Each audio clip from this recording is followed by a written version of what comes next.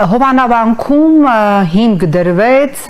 պաշտոնապես հիմնարկեք արվեց նիկոլիզմ տոտալիտար, վտանգավոր, պետականաքանդ, կազմաքանդ, աղանդի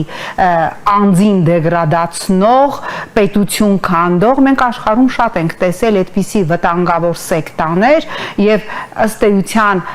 պղծության ճանապարհով գնալով, հավաքելով շատ փոքր համակիրներ, նույնիսկ վարչական ողջ ռեսուրսը գործադրելով այնտեղ 600-ից ավել մարդ չկար, եթե հանենք ոստիկանները, այդուհանդերձ սա վտանգավոր է այնքանով, որ Նիկոլը փորձում է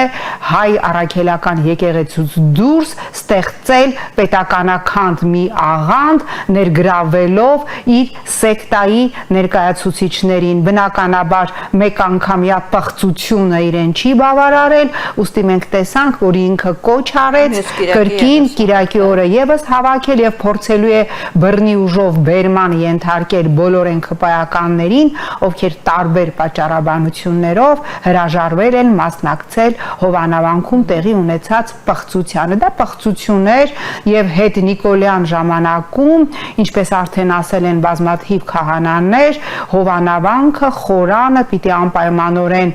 մյուրոնով ուրեմն նորից մաքրվի